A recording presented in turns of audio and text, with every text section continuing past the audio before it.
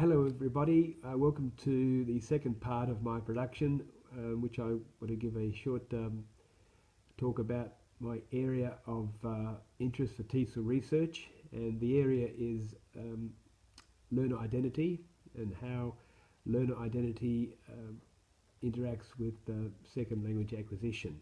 I'm particularly interested in imagined future identities that learners have. This area I became interested in last year when we were doing teaching and learning theories. I produced a blog back then that talks about identity and second language acquisition, and I'll actually include a link to it after this video for those who are interested, which has a contextualized cohort of learners, and I've tried to apply the theories to that pedagogical practice with that cohort. As far as future research populations and contexts go, well, that's something for the future, and I won't talk about that now because I don't know what it will be. What I would like to talk about is about some of the questions I might be able to ask, and then think about some of the research designs that might be suitable in answering those questions.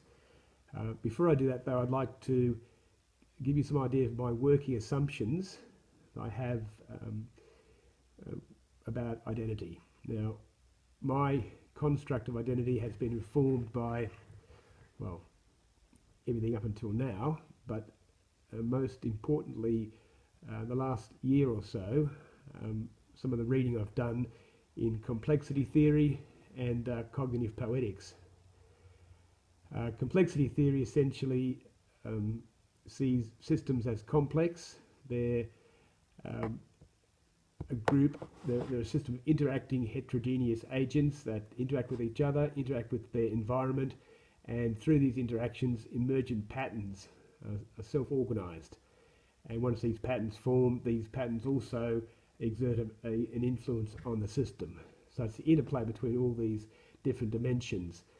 And classic examples in nature are the swallow flocks, bird flocks you see that have these intricate patterns in the evening sky. And you know, how does this happen? There's no boss bird directing the flying of the other birds, but these patterns emerge nonetheless. And complexity theory sees most human systems as complex systems, and I think that's true. And one of the central ideas in complexity theory is that outcomes are unpredictable, and the video scribe presentation preceding this talks a little bit about how we cope with that through heuristic shortcuts. So the other area of theorizing that's informed my understandings is a fairly new area called cognitive poetics, and what it is, it's a morphing of cognitive linguistics and psychology applied to the study of literary reading. At the heart of it is imagination, how we construct fictional worlds and fictional minds when we read, and really that has to do with imagination. It talks about ideas, concepts like theory of mind, metaphor, and cognitive dexes, and I think these are all important for my thinking about identity. There's a book which I've been looking at. It's Cognitive Poetics by Peter Stockwell, and it's not a very big book, so I would recommend, if you're interested in this area, grabbing a hold of that. It's fantastic. What I'd also like to do is very quickly read something for you, which is from a MOOC I did end of last year, conducted by Professor Stockwell, and he's talking now about reading. So it takes a a minute or two, so please bear with me. When we read, what we have seen is not a fixed reader with fixed ideas and an objective, uninvolving text consisting of events with only ciphers and tokens for people. Instead, we have seen how a reading takes a part of your consciousness and invests in it a rich, involved process of mind modelling. The process involves you, and sometimes you are changed by the experience. Sometimes, when the literary work is deeply affecting and resonant, the alteration in the reader is long-lasting or permanent.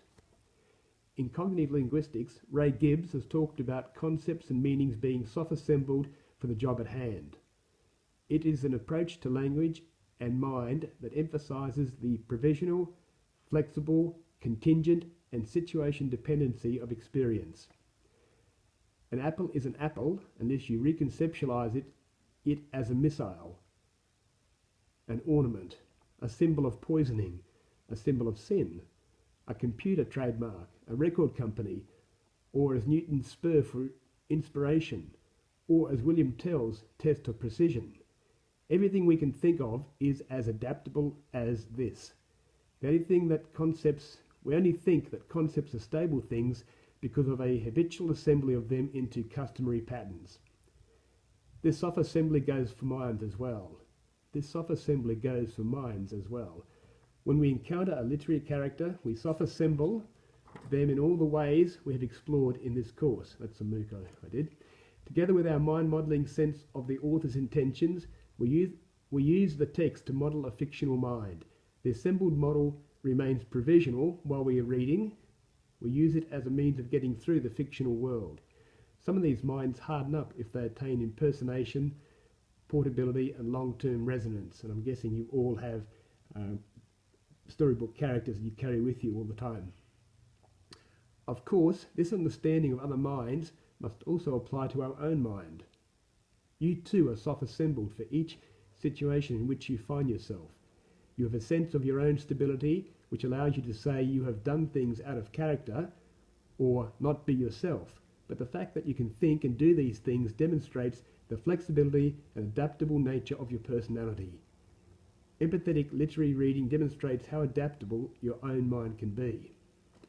So that's that'll give you an idea of the field in which I'm considering exploring. And with that in mind, I need to consider the research designs that I need to pack in my backpack as I explore this field.